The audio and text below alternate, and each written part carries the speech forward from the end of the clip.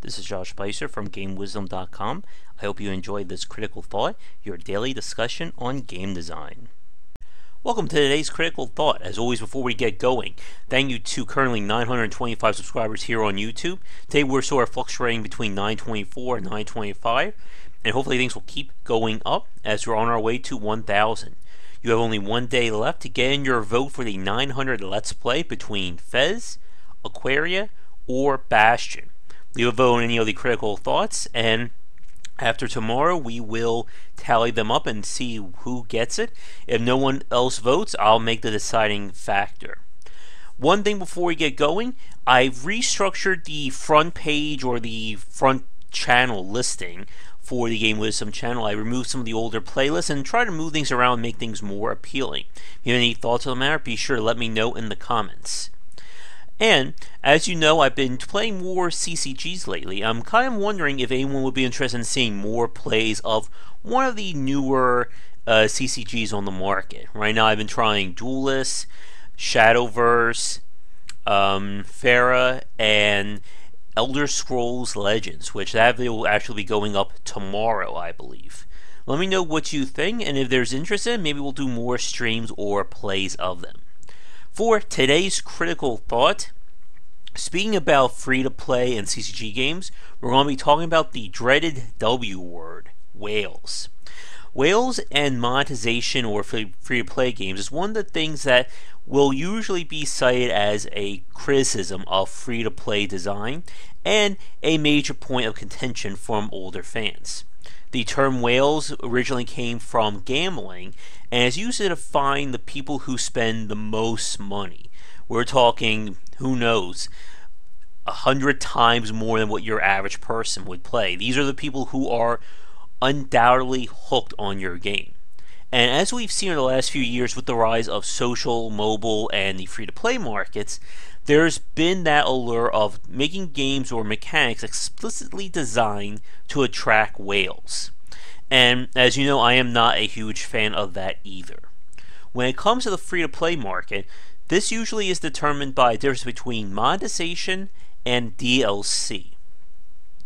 When we talk about DLC, we're usually referring to any kind of static or known content that you're buying. For instance, if I buy an adventure in Hearthstone, I know exactly what I'm getting, I know what cards I can find, and I know the value. If I buy a new DLC in Payday 2, I know the weapons, achievements, masks, etc.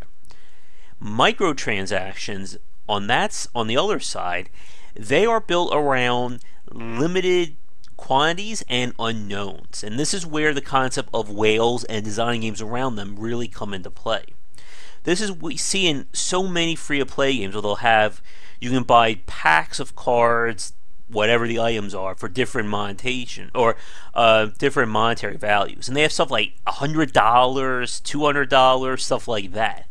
And to me, spending like $400 or $500 on a single game is insane. Even for the games I like, I am not spending $500 on one game. And what the developers are hoping for is to get the whales interested. The people who are hooked on these games, be it because they enjoy it or they're playing competitively, and get them to spend the money.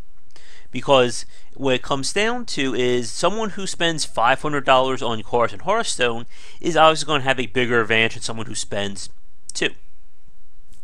And this is where the whale mentality comes into play. They're trying to get you to spend, get you hooked and then hit you with microtransactions. And the problem is they're not really providing value. Picking up things randomly is not getting me content that I want. I talked about playing Marvel Puzzle Quest a few years ago and the problem with that. Progression is literally up to chance, as you can't determine what cards you get or what, comic book colors you get, which affects what characters you can use and how strong they are. Of course, you can spend money, but then that's just an ever-increasing drain. And once you spend it, it's, lost forever kind of thing. When I buy DLC in any game, it's there and then it remains unlocked until I'm done playing. And that's why people are less inclined to hate proper DLC. League of Legends is a really good example of this, and sort of that push and pull between free and pay. When League of Legends first came out, they were pretty much losing money hand over fist. No one was playing the game, and they could have easily added in tons and tons of microtransactions and build the game around forcing you to get that. But they decided to stick with the long game approach and try to build something that would essentially balloon into the monolith that it is today, and it worked for them. And when it comes to the proper way, or what's considered the ethical way, of convincing people to spend money on a title through DLC, it usually comes down to two factors. The first is having content that people want to buy. League of Legends features the custom skins, champion level skins. Overwatch, the same thing. Many free-to-play games have, unique card backs or bonuses or stuff like that. These are items that you buy and they become forever attached to your account, and they give you that sense that you got something special. The other option, which doesn't happen as often, is that the person feels so inclined to spend money on your game because they feel they owe it to the developer. That doesn't happen as often as I bet people would like, but it's still an option. Now, when it comes to free-to-play games, there's always that balance between spending money and, trying to get as much money out of the person, or providing the value and providing something that people want to play.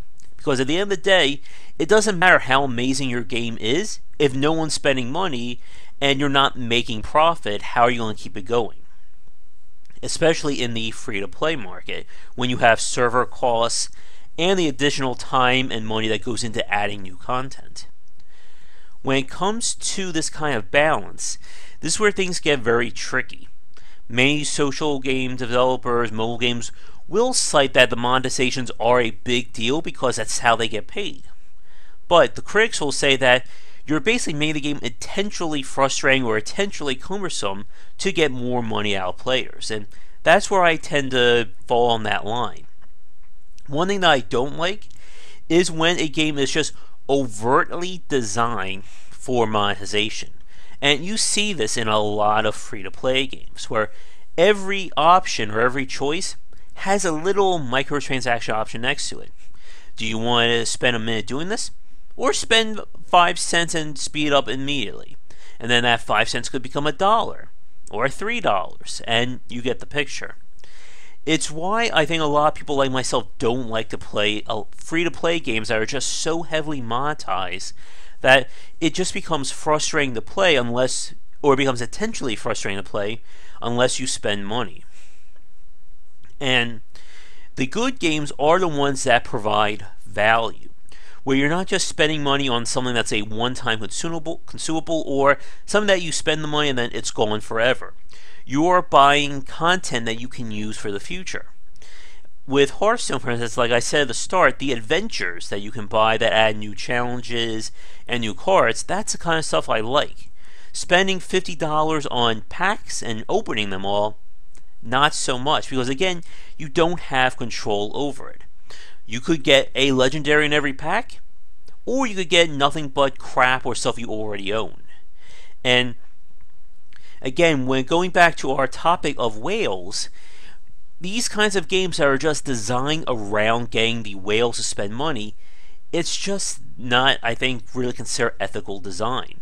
Because you are tapping into psychological conditions and trying to use all the little tips and tricks of the trade to get them hooked and to spend money. And we could easily talk about the process of playing a free-to-play game. That could be another critical thought if there's interest in it. But we'll wrap things up in the next minute or so. When it comes to free-to-play design, especially with the whale mentality, the whales themselves, you're never going to have a game that's 100% whales. That's never going to happen. Usually, I think I've seen metrics that's like 1% of the audience or like 5%, something like that. And the thing that's both good for developers and bad for everyone else is that even though it's like a small number, they are spending enough money to keep these games afloat. Be it stuff like Farmville, which I had a family friend who got hooked on that game back in the day, Kim Kardashian's Hollywood, Even games that Hearthstone, any game where there are microtransactions and monetization options, there's always that tendency to attract whales. And the question I want to ask you folks is, do you think that's considered ethical? To design your game to try to capitalize on people spending a lot of money.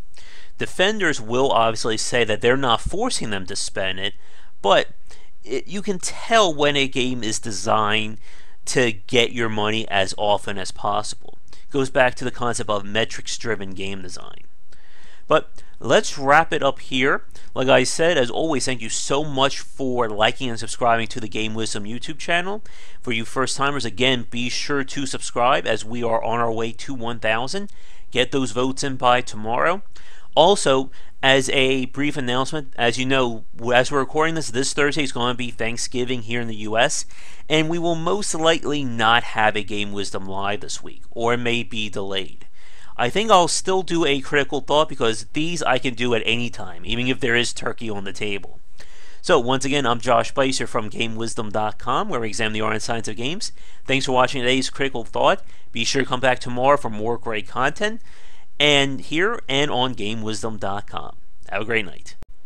Thank you so much for watching this video. If you enjoyed it, be sure to like and subscribe to the channel, and of course share with your friends. It always helps out. For daily posts on all manner of game design and industry topics, check out game-wisdom.com. To support the site and everything that I do, be sure to check out the Patreon campaign. If we can hit goals, it will mean more content for everyone to enjoy, and I'll be able to support myself and my household. If you want to follow me, you can find me on Twitter at GWBycer for updates throughout the day and random thoughts from me. And lastly, you can find me on Twitch right over there at GWBycer for daily streams most nights around 10 Eastern. Thanks again for watching the video, and be sure to check out more great content coming to the Game Wisdom channel real soon.